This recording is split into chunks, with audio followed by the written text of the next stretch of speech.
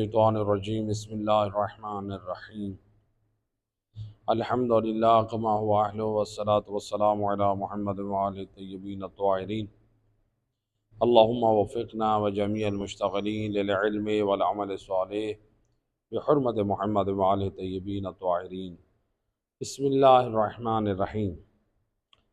سلسلہ معرفت انبیاء علیہ السلام، اس کا پارٹ نمبر 22، اور اس میں حالات بیان ہو رہے تھے حضرت ابراہیم علیہ السلام کے۔ تو حضرت ابراہیم علیہ السلام کے جو حالات ہیں سابقاً 5 پارٹس میں بیان ہوئے ہیں۔ آج ان کے حالات کا پارٹ نمبر 6۔ ابھی ان کے حالات جو ہے انشاءاللہ کنٹینیو رہیں گے، تو جب تک توفیق خدا شامل حال ہے انشاءاللہ۔ تو حضرت ابراہیم علیہ السلام کی حالات میں یہاں تک بیان ہوا تھا کہ ان کو اللہ نے مختلف نشانیاں دکھائیں۔ تو ان مختلف نشانیوں میں حضرت ابراہیم علیہ السلام نے ایک حیوان کو دیکھا کہ جو آدھا دریا میں ہے اور آدھا دریا سے باہر ہے۔ تو کبھی اس کو دریا کی مخلوق کھاتی ہے، تو کبھی اس کو باہر کی خشکی کی مخلوق کھاتی ہے، اور پھر اس مخلوق کو بھی اور مخلوق کھا جاتی ہے۔ تو حضرت ابراہیم نے خدا سے سوال کیا، بار الہ، یہ ایک دوسرے کو کھا رہے ہیں، ایک جسم میں کئی جسم جو ہے اس کو کھا رہے ہیں، تو یہ قیامت والے دن یعنی انسانوں کے ساتھ بھی تو یہی معاملہ ہوگا۔ تو یعنی کتنے انسان ہوتے ہیں، مثلا ان کو حیوانات کھا جاتے ہیں، اس کو درندے کھاتے ہیں، پھر کچھ حصے کو مثلا پرندے کھاتے ہیں، کچھ کو زمین کے کیڑے وغیرہ کھا جاتے ہیں۔ تو یہ کیسی ہے؟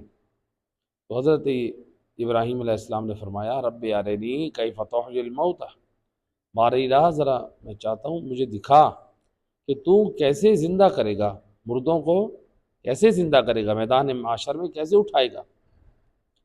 قال اولم تؤمن، اے ابراہیم کیا تم ایمان نہیں رکھتے کہ میں زندہ کر سکتا ہوں؟ کیا میں زندہ کرنے پر قادر نہیں ہوں؟ کوئی شک ہے؟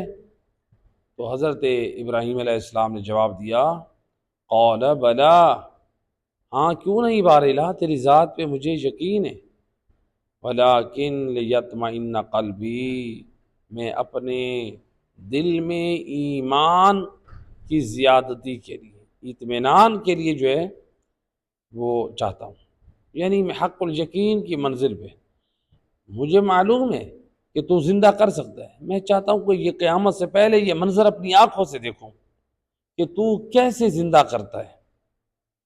تو اللہ سبحانہ وتعالی نے فرمایا، قال فخذ اربع من الطیر، پھر 4 پرندے لو مختلف، فصرہن الیک، اور پھر ان کی طرف ان کو اچھی طرح سے جان لو، دیکھ لو کہ وہ کون کون سے ہیں۔ تو پھر اس کے بعد کیا ہے، ثم جعل علی کل جبل منہن جزعا، پھر ان سب کو جو ہے کیا کرو، یعنی ان 4 کو ذبح کرنے کے بعد ان کے ٹکڑے ٹکڑے کر کے، یعنی ان کا کیما کیما کر کے، ان کو مکس کر کے ان کو پہاڑوں پہ رکھ دو، ثم ادعوہن یاتینک سعیا، اور پھر جب تم ان سے بلاؤ گے تو یہ دوڑتے چلے آئیں گے۔ تو یہاں پر جو ہے روایت ہے امام علی رضا علیہ السلام سے، اللہم صل علی محمد وعلی محمد وعلی، امام سے پوچھا گیا اسی آیت مجیدہ کی تفسیر، یہ جو آیت مجیدہ ہے جو بھی ہم نے تلاوت کی، اسی آیت مجیدہ کی تفسیر میں امام سے پوچھا گیا، فرزند رسول، اور یہ پوچھنے والا کون ہے؟ مامون الرشید، جو خود امام علیہ السلام کو قتل کروانے والا تھا، عباسی خلیفہ۔ تو مامون رشید خود سوال کر رہے ہیں امام علیہ السلام سے کہ اس آیت کی تفسیر کیا ہے، ذرا اس کے معنی تو سمجھائیں۔ تو حضرت امام علی رضا علیہ السلام نے فرمایا کہ حضرت ابراہیم کو وحی ہوئی کہ اے ابراہیم، میں نے تمہیں اپنے بندوں میں سے خلیل قرار دیا ہے، تو اور اگر مجھ سے، میں نے اپنے بندوں میں سے بندے کو خلیل قرار دیا ہے، اگر وہ مجھ سے مردے کے بارے میں، مردہ کے زندہ ہونے کے بارے میں سوال کرے گا تو میں قبول کروں گا، یعنی اس کو جواب دوں گا۔ تو حضرت ابراہیم علیہ السلام نے ایک مرتبہ فکر کی، کہا کہ اس کا مطلب اللہ نے اپنے بندوں میں مجھے خلیل بنایا، تو ٹھیک ہے میں خدا سے خود سوال کرتا ہوں۔ تو حضرت ابراہیم علیہ السلام نے اللہ سے سوال کیا، کیا؟ یا رب کیف تحیی الموت، بار الہ تو مردوں کو مرنے کے بعد کیسے تو زندہ کرے گا؟ تو جس میں اللہ سبحانہ و تعالیٰ نے فرمایا کہ تم ایمان نہیں رکھتے، کہا کہ نہیں، اطمینان قلب چاہتا ہوں۔ تو اللہ سبحانہ و تعالیٰ نے کیا فرمایا؟ کہا کہ پھر 4 پرندے لو، کتنے؟ اور ان کو ذبح کرو۔ تو امام علیہ السلام نے فرمایا وہ جو 4 پرندے تھے ان میں سے ایک مرغ تھا، ایک مور تھا، ایک گدھ تھا، گدھ جو لمبی چونچ والا ہوتا ہے، نوچ نوچ کے گوشت کھاتا ہے نا مردار کا، ایک گدھ اور ایک بطخ، بطخ ہوتی نا، تو بطخ، یہ 4 پرندے۔ تو ان کو حضرت ابراہیم علیہ السلام نے لیا، ان کو کاٹا، ذبح کیا، کاٹا، اور ان کو جز جز کر کے ان کو اس طرح کوٹا کہ ان کو مکس کر دیا، اور جب یہ مکس ہو گئے، ان کے کیما کیما ہو گئے، تو حضرت ابراہیم علیہ السلام نے اپنے اطراف میں دیکھا تو 10 پہاڑ ہیں، 10 پہاڑوں کی 10 چوٹیاں ہیں، یعنی جو پہاڑ تھے نا اس کی 10 چوٹیاں نظر آ رہی ہیں۔ تو حضرت ابراہیم علیہ السلام نے اپنے اطراف میں جو پہاڑیوں کی 10 چوٹیاں نظر آ رہی تھی، ان ہر چوٹی کے اوپر انہوں نے جو کیا کیا، کچھ مقدار میں جا کے ان تمام جانوروں کا، 4 جانوروں کا کیما جا کے رکھے، ایک پہ رکھا، پھر دوسرے پہ، پھر تیسرے پہ، پھر چوتھے پہ، 5 10 پر رکھا۔ جب حضرت ابراہیم علیہ السلام نے 10 پہاڑیوں کی چوٹیوں پہ یہ کیما رکھا، مختلف جانوروں کا کیما کیا ہوا، اب حضرت ابراہیم علیہ السلام نے ان پرندوں کے سر اپنے ہاتھوں میں لیے، ہاتھ میں لینے کے بعد حکم خدا تھا کہ آپ نے اس کو بلانا ہے۔ تو حضرت ابراہیم علیہ السلام کیا کرتے ہیں، تو آپ نے، روایت کا جملہ ہے کہ آپ نے مور کا سر اٹھایا اور آپ نے آواز دی مور کو، تو جو 10 پہاڑیوں پہ مور کے اجزاء بکھرے ہوئے تھے، 10 پہاڑیوں پہ پڑے تھے نا مور کے اجزاء، باقی پرندوں کے ساتھ مکس کیما، تو جب حضرت ابراہیم علیہ السلام نے مور کا سر آگے کر کے آواز دی تو وہ 10 جگہ سے مور کے وجود کا کیما اکٹھا ہو کے اڑتا ہوا جلدی سے آ رہا ہے حضرت ابراہیم کی طرف۔ حضرت ابراہیم علیہ السلام نے کیا کیا، مور کا سر ہٹا کے آگے آپ نے گدھ کا سر کر دیا، تو وہ اس نے کیا کیا، جو مور کا وجود تھا وہ حضرت ابراہیم کا طواف کر کے وہ جہاں پر مور کا سر تھا نا تو وہ آ کے اس کو لگ گیا، یعنی حضرت ابراہیم علیہ السلام نے یوں کرنا چاہا کہ بھئی میں اس کو آواز دے کے سر آگے کر کے پھر ہٹا لیتا ہوں، تو پھر وہ وجود کیا کرتا ہے، تو پھر وہ وجود حضرت ابراہیم کا طواف کرنے لگا، تو جہاں پر سر تھا وہاں پر وہ مور کا وجود اس سر کے ساتھ متصل ہو گئے۔ پھر آپ نے دوسرے سر کو اٹھایا، تو آپ نے دوسرا سر جو اٹھایا مثلا گدھ کا تھا، یعنی 4 جو پرندے ہیں، مرغ، مور، گدھ اور بطخ، تو جس کا بھی سر اٹھاتے تھے دوسرے کا، یعنی اس کو بلاتے تھے، پھر اس کے اجزاء جمع ہو کے جسم بن کیا تھا، حضرت ابراہیم علیہ السلام پھر دوسرا سر اٹھا لیتے،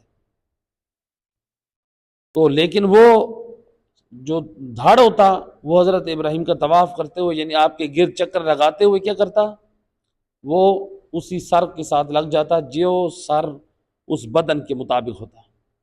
تو یعنی حضرت ابراہیم علیہ السلام نے اپنی آنکھوں سے دیکھا 10 پہاڑیوں کی چوٹیوں پہ 4 پرندے جن کا کیما کیما کر کے رکھا، وہ پرندے یعنی مرغ، مور، گدھ اور بطخ، تو ان میں ان کو جو ہے وہ کیا کیا، وہ چاروں کے سر ان کے بدنوں کے ساتھ لگے، اور پھر جب یہ لگ گئے چاروں، یہ زندہ ہو کر یہ زمین پہ بیٹھے جہاں پر حضرت ابراہیم علیہ السلام نے پہلے سے دانہ اور پانی بھی رکھا ہوا تھا، یہ زندہ ہو کے پانی اور پینے لگے، دانہ کھانے لگے، تو اس طرح سے حضرت ابراہیم علیہ السلام نے اپنی آنکھوں سے خدا کی قدرت کا مشاہدہ کیا۔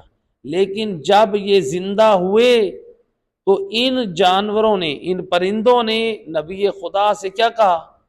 کہتے ہیں یا نبی اللہ احییتنا احیاک اللہ، اے اللہ کے نبی آپ نے ہمیں زندہ کیا، آپ نے ہمیں زندگی بخشی، اللہ آپ کو زندہ رکھے۔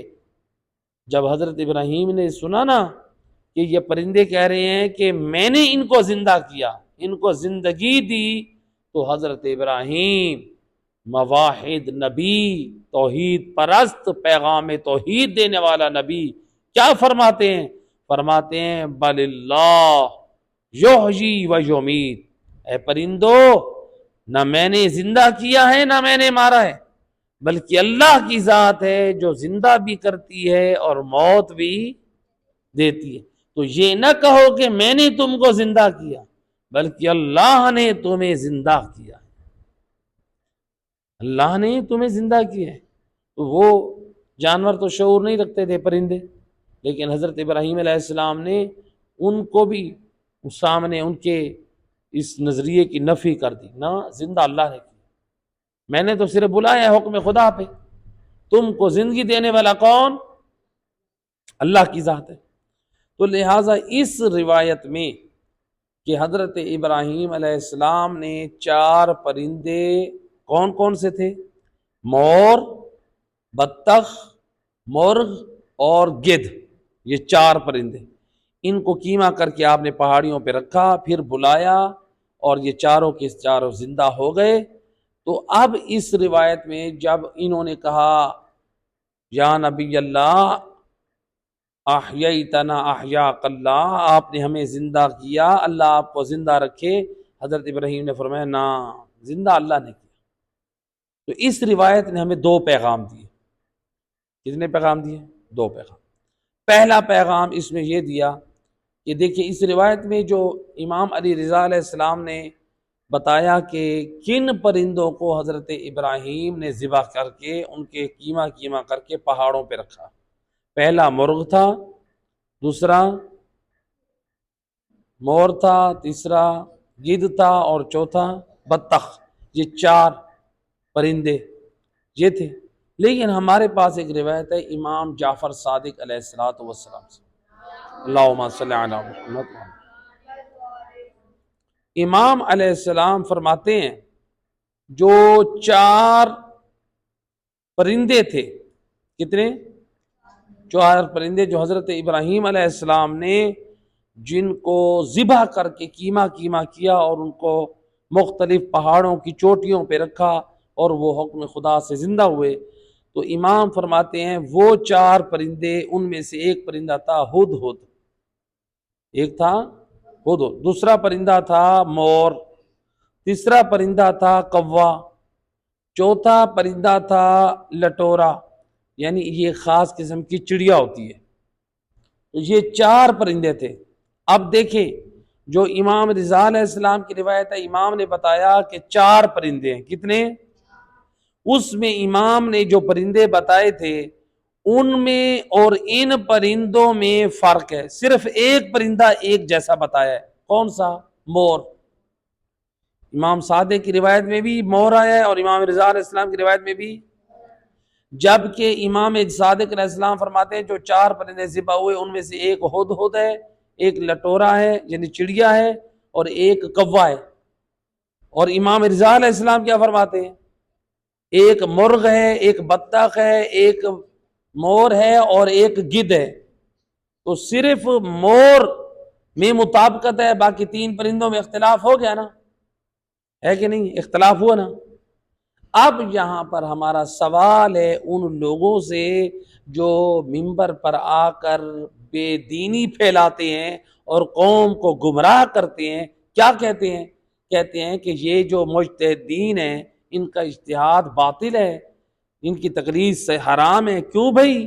کہتے ہیں کہ ان کے تو فتوے میں اختلاف ہے، ایک مجتہد کوئی فتویٰ دیتا ہے، دوسرا کچھ فتویٰ دیتا ہے، تو ان کا آپس میں اتفاق نہیں ہے، جبکہ کیا کہتے ہیں پھر قوم کو گمراہ کرنے کے لیے کہتے ہیں کہ ہمارا قرآن ایک، اور ہمارے پاس وارثان قرآن اولنا محمد، اوسطنا محمد، وآخرنا محمد، وکلنا محمد، کہتے ہیں جب ہمارے سارے کے سارے محمد ہیں، ان کے قول و فعل میں جب تضاد نہیں ہے، سب ایک ہیں، معصوم ہیں، تو پھر یہ مجتہدین جو ہیں یہ کیوں ان کے فتوے میں اختلاف ہوتا ہے؟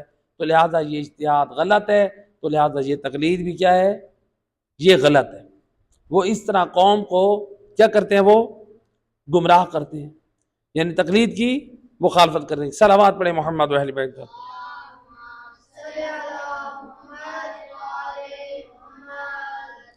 حالانکہ یہ جو اختلاف ہوتا ہے فقہا کا، وہ جہالت کی وجہ سے اختلاف نہیں ہوتا ہے، حسد کی بنا پر ایک دوسرے کے مخالف نہیں ہوتے ہیں، بلکہ جو ان کے درمیان اختلاف ہوتا ہے وہ علمی اختلاف ہوتا ہے۔ فقہا کے درمیان کیا ہوتا ہے؟ وہ علمی اختلاف ہوتا ہے۔ تو مثلا اگر فقہا کے درمیان علمی اختلاف نہ ہو، فتوے میں سارے ایک جیسا فتویٰ دینے بیٹھ جائیں، پھر تو دروازہ اجتہاد بند ہو جائے گا، پھر تو کوئی بھی ریسرچ کر کے آگے مجتہد اور فقیہ نہیں بنے گا۔ جب سارے ڈاکٹر ایک جیسی دوائی دینے بیٹھ جائیں تو پھر ڈاکٹروں میں بھی تو ریسرچ جب تک نہیں کریں گے وہ آگے ترقی نہیں کر پائیں گے، ایک ہی لکیر کے فقیر بن جائیں گے نا۔ تو لہٰذا اگر سارے فقہا ایک ہی جیسا فتویٰ دیں پھر تو دروازہ اجتہاد بند ہو جائے گا۔ دروازہ اجتہاد کھلا رہے گا تب جب تمام فقہا اپنی علمی جستجو کے ساتھ فتویٰ بیان کریں۔ ہاں یہ اور بات ہے کہ ہمارے جو فقہا ہوتے ہیں وہ جو فتویٰ دیتے وقت جو فتویٰ دیتے ہیں ان کے فتوے میں کیوں اختلاف ہوتا ہے؟ سوال، ان کے فتوے میں کیوں اختلاف ہوتا ہے فقہا کے فتوے میں؟ تو اس کے جو ریزن ہے وہ یہ ہے کہ لغوی معنی کے اعتبار سے فقہا کے فتوے میں اختلاف ہوتا ہے، یا ایک علم ہے علم الرجال، راویوں کا علم، جس کے ذریعے سے یہ معلوم ہوتا ہے کہ فلاں راوی موثق تھا، وہ جو ہے وہ امامی تھا، غیر امامی تھا، وہ فاسق تھا، وہ امین تھا۔ تو راویوں کے حالات کو دیکھ کے پھر جو ہے وہ فتوے میں بھی اختلاف ہو سکتا ہے، یا بعض اوقات علم الدرایا، تو لہٰذا روایت کے متن کو، اس کی سند کو، اس کے روایت کے معنی کو دیکھا جاتا ہے، روایت کی جو ہے وہ دلالت کو دیکھا جاتا ہے کہ اس سے جو استفادہ ہو رہا ہے، اس حکم سے واجب کا حکم ثابت ہو رہا ہے یا مستحب کا، اس روایت سے مثلا حرام کا حکم ثابت ہو رہا ہے یا مکروہ کا۔ تو لہٰذا یہ ساری چیزیں ہوتی ہیں، یہ معانی ہوتی ہیں، فقہا چھان بین کرتے ہیں، لغوی معنی کو سامنے رکھتے ہیں، روایت کو سامنے رکھتے ہیں، تو دلالت کو یعنی دلیل شرعی کو سامنے رکھ کے پھر وہ فتویٰ دیتے ہیں، تو جس کی وجہ سے ان کے فتوے میں کیا ہوتا ہے؟ وہ اختلاف ہوتا ہے۔ تو ڈاکٹروں کے بھی دوائیوں میں اختلاف ہوتا ہے، اسپیشلسٹ ایک بھی ڈاکٹر ہوتا ہے، مثلا دل کا ڈاکٹر ہوتا ہے، دوسرا بھی دل کا ہوتا ہے، تیسرا بھی، لیکن ان کی دوائی میں کیا ہوتا ہے؟ ہر ایک کی اپنی اپنی تشخیص ہوتی ہے، تو لہٰذا وہ اپنی اپنی دوائیاں لکھ کر دیتے ہیں۔ تو لہٰذا جو ہے یہ کہنا کہ فقہا کے درمیان اختلاف ہے تو لہٰذا یہ غلط ہے۔ اب ان بے دین لوگوں سے، گمراہ لوگوں سے میرا سوال ہے، ہم نے یہ جواب تو دے دیا کہ فقہا کا فتویٰ کیوں، اس کے درمیان اختلاف کیوں ہوتا ہے، وجہ بیان کر دی۔ اب یہ بتاؤ کہ جو امام علی رضا علیہ السلام اور امام جعفر صادق علیہ السلام دونوں معصوم ہیں یا نہیں ہیں؟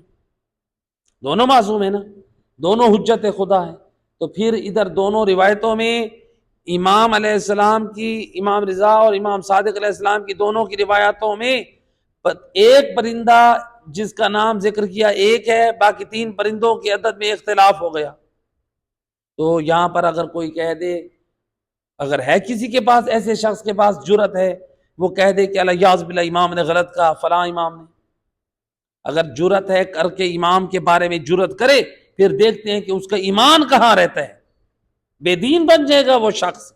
تو پھر ایسے نادان لوگوں کو چاہیے پہلے وہ ہماری کتب اربع پڑھیں، کتنی معصومین کی روایات ہیں جو معصومین کی آپس میں جو روایات ہیں، بعض روایات جو آپس میں ایک امام نے اس میں کچھ حکم بیان کیا، دوسرے نے کچھ بیان کیا، تو اس میں وہ ٹکراؤ ہوتا ہے۔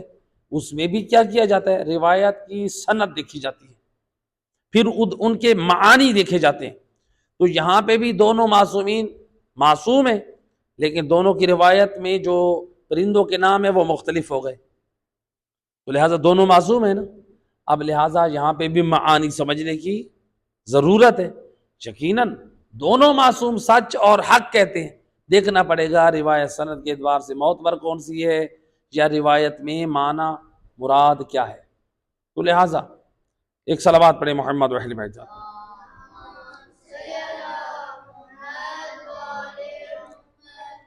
لہٰذا یہاں پر جو معنی ہوتے ہیں نا، ایک بھی کے بار دیگر باواز بلند صلوات۔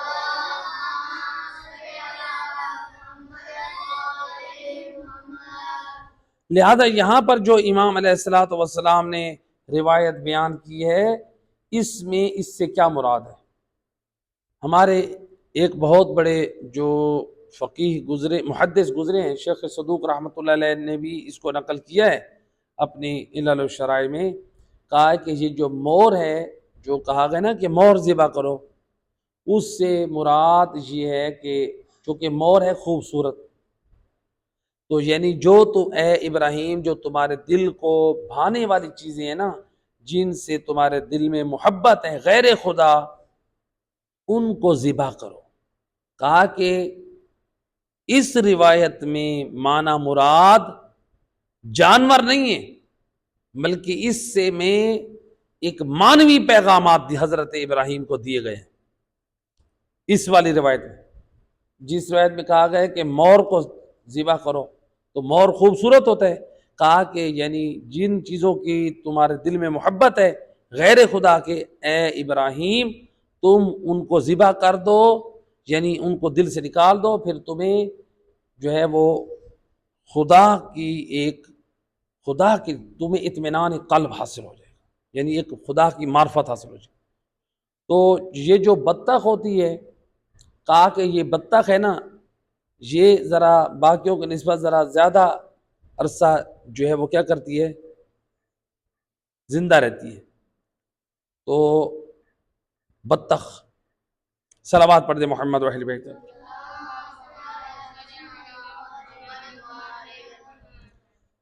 تو اس کے بارے میں کہا کہ مثلا وہ امید رکھتی ہے، تو کہا کہ تم اپنے دل سے لمبی امیدیں نکال دو، اس کو بھی زیادہ امیدیں ہوتی ہیں جینے کی، تو اے ابراہیم تم دل سے زیادہ امیدیں نکال دو تو اطمینان قلب حاصل ہو جائے گا۔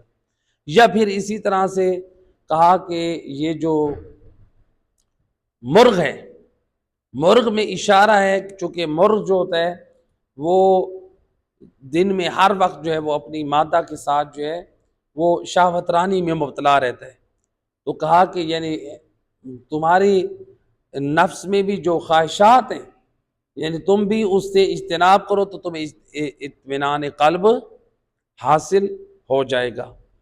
تو یعنی اس طرح سے یعنی کہا گیا، اور اس طرح گدھ کے بارے میں، تو لہٰذا یعنی روایت میں یہ علتیں بیان کی گئی ہیں، تو لہٰذا یہ معانی جو ہے وہ کیے گئے ہیں کہ مثلا امام علیہ الصلوۃ والسلام نے یہ جو جانور یعنی پرندوں کے علیحدہ سے نام جو بیان کیے ہیں، اس سے کیا مراد ہے۔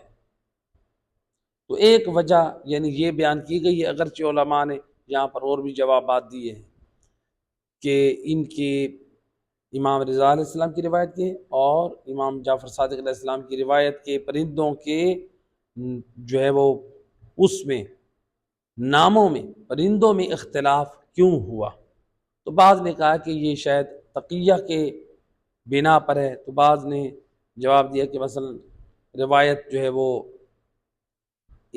بعض روایات جو ہے مثلا ہمارے پاس پہنچی ہیں جو ہمارے مذہب کے مطابق وہ مستند ہیں، مثلا کچھ جو ہے وہ علماء امامیہ نے نقل کی ہیں اور کچھ جو ہے مثلا وہ غیر امامیہ نے نقل کی ہیں، تو اس کے مختلف جو ہے وہ ریزن بیان کیے گئے ہیں۔ صلوات پڑھیں محمد و اہل بیت۔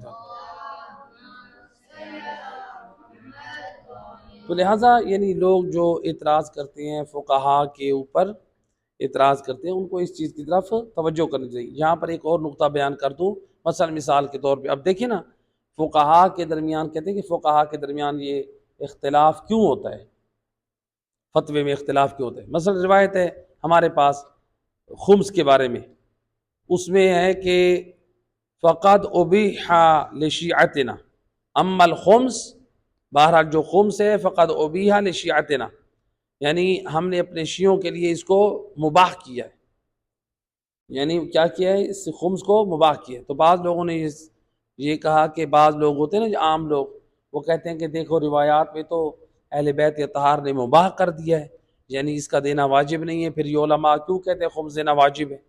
تو اب اس میں بھی بحث ہے فقہا کے درمیان، حالانکہ ہمارے پاس یعنی اس جملے میں بعض لوگوں نے یہ صرف ایک روایت تو دیکھ لی کہ خمس مباح کر دیا گیا، جبکہ ہمارے پاس ائمہ ہدیٰ علیہ السلام کی سیرت موجود ہے کہ خمس کے واجب ہونے کی، ائمہ ہدیٰ علیہ السلام کے فرامین احادیث موجود ہیں خمس کے واجب ہونے کی، قرآن کی آیت مجیدہ موجود ہے، تو وجوب خمس پر جو ہے وہ ہمارے پاس دلیلیں موجود ہیں۔ تو لہٰذا اس لیے یہ ضروریات مذہب میں سے نہیں، جو خمس ہے وہ ضروریات اسلام میں سے ہے۔ تو تفصیل میں البتہ اختلاف ہے علماء اہل سنت اور شیعہ کے درمیان۔ تو بہرحال یہاں پر جو ہے کہ کیا کہا گیا، خمس مباح ہے، لیکن اس روایت کو سامنے رکھتے ہوئے ہمارے مذہب کے ایک بہت بڑے فقیہ گزرے ہیں شیخ مفید رحمۃ اللہ علیہ، وہ کہتے تھے کہ اس روایت کا مطلب یہ ہے کہ امام یہ سمجھانا چاہتے ہیں کہ اب ہمارے شیعوں پر یہ زحمت واجب نہیں ہے کہ وہ خمس ہم تک پہنچائیں، کیا کریں، بلکہ خمس کو نکال کے اس کو زمین میں دفن کر دیں، خمس کو نکال کے کیا کریں، اس کو زمین میں دفن کر دیں۔ بھئی فقہا پر پہنچانا واجب نہیں، کیوں انہوں نے کہا تھا؟ اس زمانے میں جب ریسرچ کی گئی، تحقیق کی گئی، حضرت شیخ مفید کے زمانے میں حالات ایسے تھے کہ اگر کوئی مومن خمس نکال کے کسی فقیہ کو دینے جاتا تو یہ سمجھا جاتا تھا کہ یہ حکومت وقت کے خلاف بغاوت کر رہا ہے، یہ اور حکومت کو سپورٹ کر رہا ہے، اور جو خمس وصول کر رہا ہے وہ بھی ایک نئی حکومت کا قیام چاہتے ہیں، تو خمس دینے والے کو بھی قتل کر دیا جاتا، اور اگر کوئی خمس لینے والے کے بارے معلوم ہو جائے تو اس کو بھی قتل کرنے کی سزا مقرر کی ہوئی تھی۔ تو اس لیے جو ہے وہ اس روایت کو سامنے رکھ کے علماء نے، مثلا شیخ مفید نے کہا کہ خمس کو زمین میں دفن کر دے، یعنی ایک وقت تک، تو جب وقت کے امام آئیں گے تو زمین اپنے خزانے اگل دے گی۔ بات واضح کہ نہیں ہے؟ تو اب وہ زمانہ تھا کہ جب لوگوں کی جان خطرے میں تھی، خمس کوئی ادائیگی میں، تو شرعی تکلیف چینج کر دی گئی کہ اس کو زمین میں امانتاً دفن کر دیں۔ لیکن آج لوگ اگر یہ کہیں کہ زمین، وہ جو ہے شیخ مفید نے بھی تو کہا تھا زمین میں دفن کرو، انہوں نے تو ایک سامنے مصلحت کو سامنے رکھا تھا، یا پھر جو ہے وہ روایت اس کے معنی کو کچھ سمجھا گیا، یعنی روایت کے معنی کچھ تھے، لیکن اب اس کو ہم آج کے زمانے میں اس کی تطبیق کریں، یہ درست نہیں ہے۔ ایک صلوات پڑھے محمد وحل بیت صلی اللہ علیہ،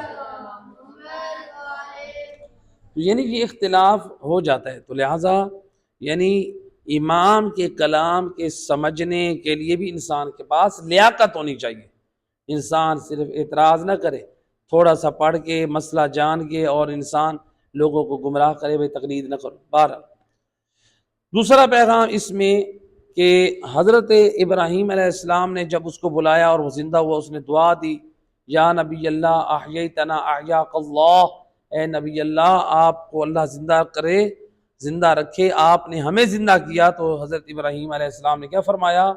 بل اللہ یحیی و یمیت، اے پرندو میں نے زندہ نہیں کیا بلکہ اللہ زندہ بھی کرتا ہے اور موت بھی دیتا ہے۔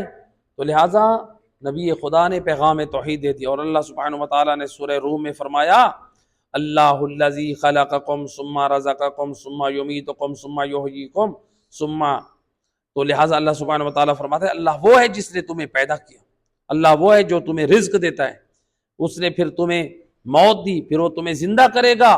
حل من شرکائکم من یفعل من ذلک، اللہ فرماتے کیا تمہارے میں کوئی ہے ایسے شریک جو یہ کام انجام دے سکے؟ کوئی ہے ایسا جو اللہ کا شریک ہو، جو اللہ کے ساتھ مل کے یہ کام انجام دے سکے؟ فرماتا ہے اللہ سبحانہ وتعالیٰ خود فرماتا ہے من شیء سبحانہ وتعالی، اللہ پاک اور پاکیزہ ہے اس بات سے، کوئی بھی اس کا شریک نہیں ہے۔ عما یشرکون، اللہ اس چیز سے پاک اور پاکیزہ ہے جو لوگ اس کے ساتھ اللہ کے ساتھ شرک کی نسبتیں دیتے ہیں۔ تو لہٰذا تو جو لوگ کہتے ہیں کہ مثلا حضرت عیسیٰ علیہ السلام زندہ کرتے تھے، تو یا اسی طرح سے ائمہ اہل بیت علیہم السلام بھی زندہ کرتے تھے، تو لہٰذا اللہ سبحانہ وتعالیٰ نے ان کو زندہ اور مارنے کا اختیار دے رکھا ہے۔ آج بعض لوگ نظریہ بیان کرتے ہیں اور اس کو نام دیتے ہیں ولایت تکوینی کا۔ کس کا نام دیتے ہیں؟ ولایت تکوینی۔ کہتے ہیں ولایت تکوینی کے تحت حضرت عیسیٰ بھی زندہ کرتے تھے، مارتے تھے، اور ائمہ اہل بیت علیہم السلام بھی زندہ کرتے تھے اور مارتے تھے۔ جبکہ ہم اگر دیکھیں تو حضرت عیسیٰ علیہ السلام زندہ کرتے وقت کہتے تھے قوم بِإِذْنِ اللہ، اللہ کی قدرت سے اٹھ۔ قدرت کے معنی کس نے کیے؟ امام علی رضا علیہ السلام، یعنی روایات سے جو استفادہ ہوتا ہے بِإِذْنِ اللہ کا مطلب ہے یعنی اللہ کی طاقت اور قدرت سے اٹھ، یہ معنی مراد ہے حضرت عیسیٰ علیہ السلام۔ تو اسی طرح ائمہ ہدیٰ علیہ السلام بھی کہتے تھے قوم بِإِذْنِ اللہ، اللہ کے اذن سے، یعنی اس کی اجازت سے، اس کی طاقت اور قوت سے اٹھ۔ تو بعض لوگ کہتے ہیں کہ بھئی ائمہ ہدیٰ علیہ السلام کے بعض معجزات میں ملتا ہے، وہ قوم بِإِذْنِ اللہ نہیں کہتے تھے، وہ کہتے تھے قوم بِإِذْنِ، بھئی میری طاقت اور قوت سے اٹھ۔ تو اگر یہ روایتیں بھی ہوں تو پھر وہی بات ہے، ہمیں روایات جو جن پر اعتقادات کی بنیاد رکھتے ہیں ان کو پہلے ہم دیکھیں گے سند کے اعتبار سے معتبر ہیں یا نہیں ہیں۔ عقائد کی روایتیں ایسی ہم نہیں اٹھا کر غیر معتبر روایتوں کے اوپر اپنے مذہب اور دین کی بنیادیں کھڑی نہیں کر سکتے۔ یہ ذاکری میں اور خطابت میں یہ باتیں چلتی ہیں، دین کی جو بنیاد ہے، جو عقائد ہیں، وہ روایت کے اوپر نہیں چلتی، روایت کی سند معتبر دیکھی جاتی ہے، قرآن کی آیت دیکھی جاتی ہے، تو پھر اس کے بعد جو ہے وہ دین کی بنیاد قائم ہوتی ہے۔ تو لہٰذا یہ جو ہے کہنا کہ قوم بِإِذْنِ امام نے فرمایا، دیکھیے ہمارے پاس روایت ہے امام معصوم کی روایت یہ بھی ہے، معصوم فرماتے ہیں قلوبنا اوعیۃ لمشیۃ اللہ، معصوم فرماتے ہیں ہمارے دل اللہ کی مشیت کا ظرف ہیں، یعنی ہم ایک لمحے کے لیے بھی خدا کی یاد سے غافل نہیں ہیں۔ تو کبھی معصوم نماز پڑھ کے دعا کرتے ہیں، مردہ زندہ ہوتا ہے، کبھی امام کہتے ہیں قوم بِإِذْنِ اللہ، مردہ زندہ ہوتا ہے، وہ بھی اللہ کی قدرت سے، کبھی امام نہ نماز پڑھتے ہیں نہ دعا کرتے ہیں، کہتے ہیں بِإِذْنِ، تو اس میں یہ والی روایت استفادہ ہو رہا ہے کہ مثلا امام فرماتے ہیں کہ ہمارے قلوب اللہ کی مشیت کا ظرف ہیں، یعنی ہمارا خدا سے قلبی رابطہ ہے۔ کیا مطلب؟ جب وہ بِإِذْنِ کہہ رہے ہیں یا بِإِذْنِ نہیں بھی کہہ رہے اور سامنے جو ہے وہ آپ نے ارادہ کیا زندہ ہو گیا، تو امام کا اللہ سے قلبی رابطہ ہے، کیونکہ حجت خدا وہی ہوتی ہے جو ایک لمحے کے لیے خدا سے غافل نہ ہو۔ تو لہٰذا اللہ سبحانہ وتعالیٰ ان کی عظمت اور شرافت کو سامنے رکھتے ہوئے کیا کرتا ہے؟ اس مردے کو زندہ کر دیتا ہے۔ تو یہاں پر یہ نہ سمجھے کہ وہ امام معصوم نے، تو لہٰذا یہاں پہ بھی تو جو زندہ کرنے والے اللہ، حقیقی فاعل اللہ ہے، مجازی فعل نبی یا امام کا ہو سکتا ہے۔ تو لہٰذا ولایت تکوینی کے نام پہ آج کل جو ہمارے ممبروں پہ نام ولایت تکوینی کا لیا جاتا ہے، لیکن نظریہ اور عقیدہ جو ہے مفوضہ والا عقیدہ تفویض بیان کیا جاتا ہے، یعنی یہ کہا جاتا ہے کہ اللہ سبحانہ وتعالیٰ نے الیاذ باللہ اپنے تمام اختیارات محمد وآل محمد کو دے دیے، یعنی اب وہی خلق کرتے ہیں، وہی رزق دیتے ہیں، وہ موت دیتے ہیں، وہ صحت دیتے ہیں، وہ سارا کچھ وہی کرتے ہیں، مدبر کائنات وہی ہیں، وہی رازق ہیں، وہی خالق ہیں۔ یہ نظریہ درست نہیں ہے۔ امام جعفر صادق علیہ السلام نے مفوضہ پر لعنت کی ہے کہ جو کہتے ہیں کہ اللہ تعالیٰ نے اپنے سارے اختیارات نبی اور آل نبی کو دے دیے۔ یہ نظریہ شیعہ اثنا عشریہ عقیدہ نہیں ہے۔ ہم کہتے ہیں یہ تمام امور اور اختیار اللہ کے پاس ہے۔ تو لہذا بعض لوگ کہتے ہیں کہ بھئی آپ ولایت تکوینیہ کے بارے میں کیا کہتے ہیں؟ تو یہی ہے دیکھیں کیا ولایت تکوینی سے مراد اگر کوئی یہ سمجھتا ہے کہ اللہ نے ساری چیزوں کے اختیارات اہل بیت کو دے دیے ہیں، اگر اس کو ولایت تکوینی سمجھتے ہیں تو اس کا نام تفویض ہے، اور یہ شرک اور کفر ہے، یہ اسلامی اور ائمہ اہل بیت کا بتایا ہوا عقیدہ نہیں ہے۔ اگر کوئی شخص یہ سمجھتا ہے کہ ولایت تکوینی معجزے کے ساتھ ثابت ہے، مثلا معجزہ معصومین معجزہ کرتے ہیں، یعنی ان کے ہاتھ پہ معجزہ ظاہر ہوتا ہے، یا مثلا معصوم دعا کرتے ہیں، یا ان کا سوال، یا وہ اسم اعظم کے ذریعے سے، تو کوئی بھی جو ہے وہ رد نہیں ہوتا۔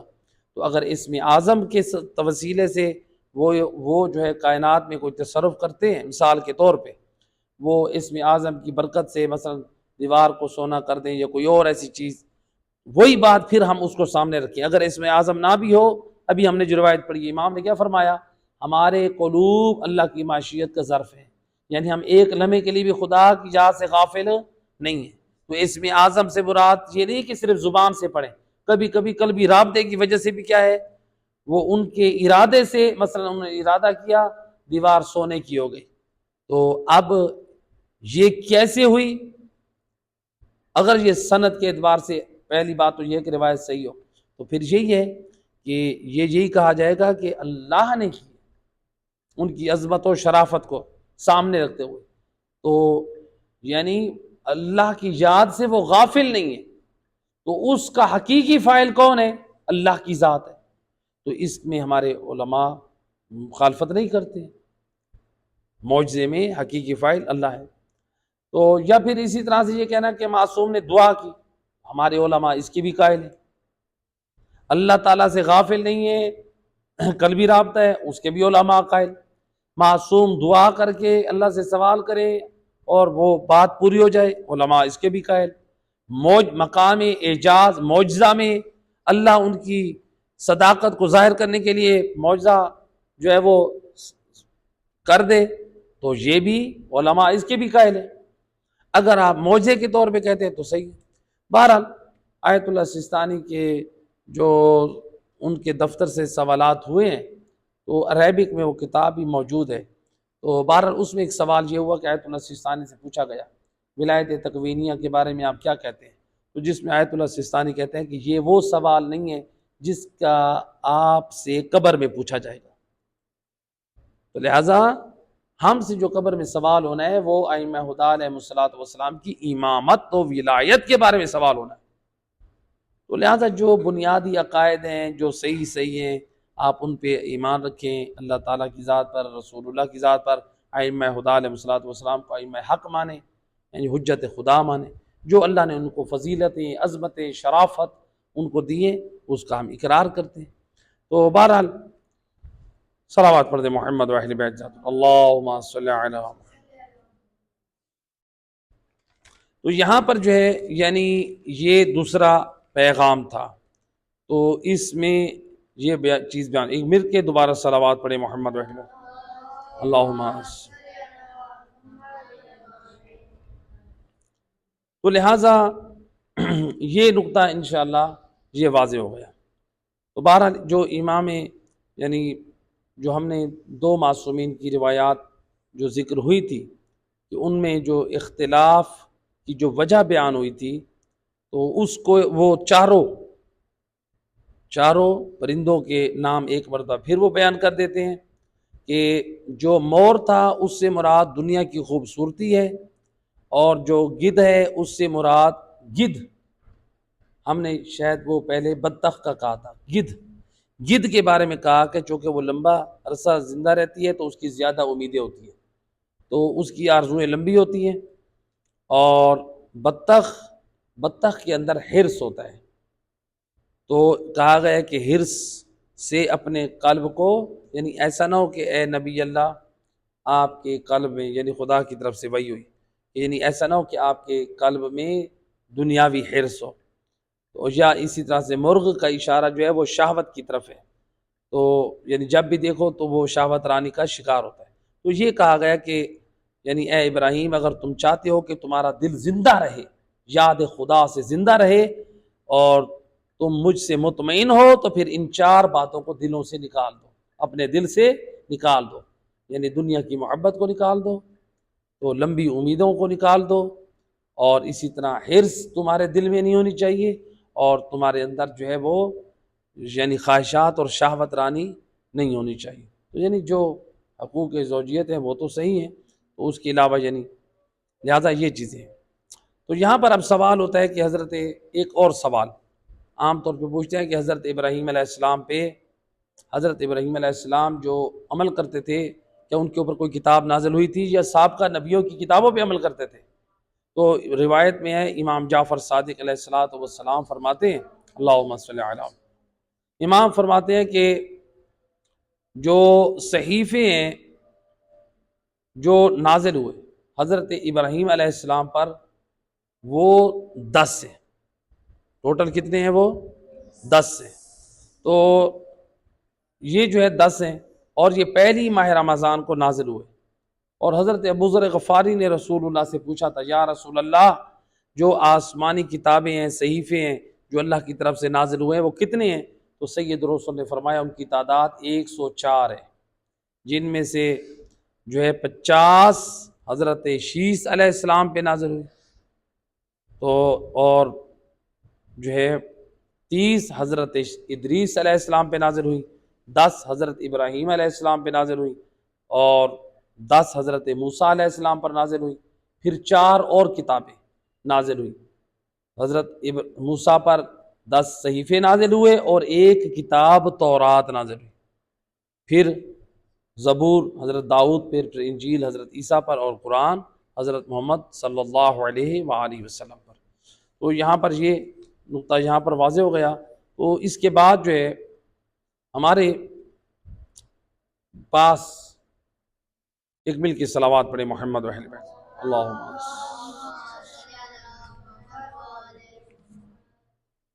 یہاں پر ایک اور روایت ہے ہمارے پاس امام جعفر صادق علیہ السلام سے، جب امام سے پوچھا گیا وَإِذَا ابْتَلَى إِبْرَاهِيمَ رَبُّهُ بِكَلِمَاتٍ فَأَتَمَّهُنَّ، یہ قرآن کی جو آیت مجیدہ ہے کہ اللہ تعالیٰ نے حضرت ابراہیم کا امتحان لیا، یعنی ان کو آزمائش میں مبتلا کیا، اور پھر ان کو جو ہے وہ کیا ہے، چند امور میں ان کا امتحان لیا گیا، اور انہوں نے وہ پورا کر دکھایا۔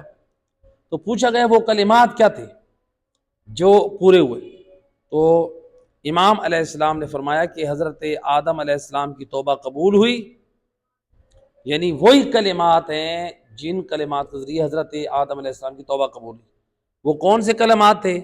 کہا کہ وہ کلمات جن کے ذریعے سے حضرت آدم کی توبہ قبول ہوئی تھی، کہا تھا بحق محمد وعلی وفاطمۃ والحسن والحسین، حضرت آدم علیہ السلام نے جو توبہ کے وقت پنجتن پاک کے حق کا واسطہ دیا۔ اور پھر راوی نے پوچھا مولا یہ جو ہے کلمات فاطمہ ہننا، یہ جو کہا گیا کہ اس میں تمام کیا گیا، کہا کہ اس سے مراد یعنی 12 نبی کے 12 خلفاء کی اسماء ہے، یعنی انہوں نے حتیٰ کہ امام مہدی علیہ السلام تک کا نام لیا، تو یہ معنی مراد ہے۔ تو یہاں پر تو لہٰذا ان کلمات کی ایک اور وجہ بیان کی ہے علماء نے، اور یعنی جو محدثین نے، تو الظاہر یہ روایات سے استفادہ ہوتا ہے کہ وہ جو کلمات تھے وہ چاند امور پر مشتمل تھے۔ وہ کیا تھے؟ کہا کہ پہلی بات یعنی 20 امور تھے جو حضرت ابراہیم علیہ السلام کے متعلق، یعنی جس میں حضرت ابراہیم علیہ السلام کو کامیاب پایا گیا۔ پہلی بات، حضرت ابراہیم علیہ السلام صاحب یقین تھے، یعنی اللہ کی ذات پر اطمینان اور یقین رکھتے تھے، ان کی معرفت رکھتے تھے۔ نمبر 2، پہلی بات یقین تھی۔ نمبر 2، وہ معرفت خدا رکھتے تھے، وہ یقین کامل رکھتے تھے پہلی۔ نمبر 2، معرفت خدا رکھتے تھے۔ تو لہٰذا جیسے ان کے سامنے سورج، چاند، بت، انہوں نے سب کو ٹھکرا دیا، معرفت خدا رکھتے تھے۔ اور اسی طرح سے کہا نمبر 3، وہ شجاع تھے، بہادر تھے، جیسے نمرود سے بھی نہ ڈرے، اور بتوں کو توڑتے وقت بھی وہ نہ ڈرے، جب بتوں کو توڑنے کے لیے گئے تو وہ نہ ڈرے، میرا انجام کیا ہوگا، بہادر تھے۔ نمبر 4، حضرت ابراہیم حلیم اور بردبار تھے، کوئی ان کے حق میں جسارت کرتا تو خدا کی طرف رجوع کرتے۔ نمبر 5، حضرت ابراہیم علیہ السلام سخی تھے، ان کے اندر سخاوت تھی۔ حضرت ابراہیم علیہ السلام سخی تھے، اور اس لیے جیسا کہ ملتا ہے کہ وہ بڑے مہمان نواز تھے۔ اور نمبر 6، خدا کی عبادت کے لیے خلوت کو پسند کرتے تھے، تنہائی میں اللہ کی عبادت کرتے تھے۔ اور نمبر 7 نیکی کا حکم دیتے تھے، امر بالمعروف اور نہی عن المنکر انجام دیتے تھے۔ نمبر 8، برائی کو نیکی کے ذریعے سے روکتے تھے، برائی کو نیکی کے ذریعے سے روکتے تھے۔